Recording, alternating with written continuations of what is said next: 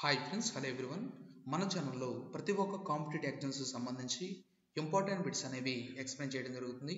అదేవిధంగా ఇంతకుముందు చూసినటువంటి టాపిక్లో భాగంగా ఆంధ్రప్రదేశ్ ఉనికి విస్తరణకు సంబంధించి ఇంపార్టెంట్ బిట్స్ అనేవి చూసాం.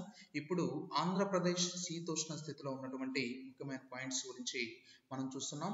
ఆంధ్రప్రదేశ్ రాష్ట్రం ఆయన రేఖ మండలంలో ఉంది. ఆంధ్రప్రదేశ్ రాష్ట్రం ఆయన రేఖ మండలంలో ఉంది. నెక్స్ట్ పాయింట్, కర్ణాటక రేఖ భూమధ్య రేఖ మధ్య ఉష్ణమండలంలో విస్తరించి ఉంది. ఎక్కడ ఉన్నది? కర్ణాటక రేఖ భూమధ్య రేఖ మధ్య ఉష్ణమండలంలో విస్తరించి ఉంది. ఆంధ్రప్రదేశ్ వర్షపాతం ఋతుపవనాలచే ప్రభావితం అవుతుంది. ఆంధ్రప్రదేశ్ వర్షపాతం ఋతుపవనాలచే ప్రభావితం అవుతుంది. ఇక్కడ వర్షపాతం ఋతుపవనాలచే ప్రభావితం అవుతుంది కాబట్టి ఆయన రేఖ ఋతుపవన శీతోష్ణ స్థితిగా చెప్పవచ్చు. ఆంధ్రప్రదేశ్లో సంవత్సరాన్ని 4 కాలాలుగా విభజించారు. 1 వేసవి కాలం, 2 నైరుతి ఋతుపవన కాలం, 3 ఈశాన్య ఋతుపవన కాలం, 4 శీతాకాలం. వేసవి సగటు ఉష్ణోగ్రతలు రెంటచింతలలో నమోదు అవుతాయి. వేసవి సగటు ఉష్ణోగ్రతలు రెంటచింతలలో నమోదు అవుతాయి.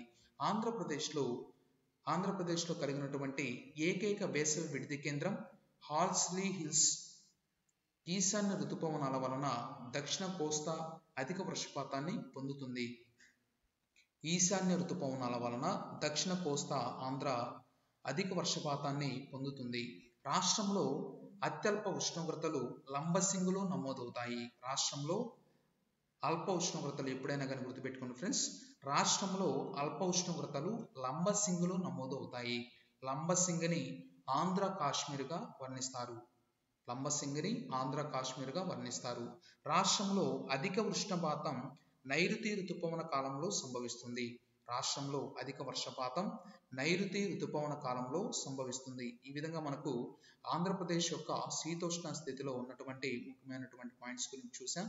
అదేవిధంగా ఆంధ్రప్రదేశ్ శీతోష్ణ స్థితికి అక్షాంశాలు, రేఖాంశాలు, అదేవిధంగా వీటికి సంబంధించి మరొక వీడియో అనేది మనం చేసుకోవడం జరుగుతుంది. ఇంపార్టెంట్ పాయింట్స్ గురించి మనం చెప్పుకుంటున్నాం ఫ్రెండ్స్. ఆంధ్రప్రదేశ్ శీతోష్ణ స్థితికి సంబంధించి, అదేవిధంగా ఆంధ్రప్రదేశ్ రాష్ట్రం ఆయన రేఖ మండలంలో ఉంది.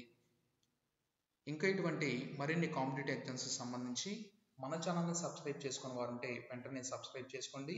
వీడియో చూస్తున్న ప్రతి ఒక్కరూ కూడా తప్పకుండా వీడియోని లైక్ చేయండి. Thank you friends.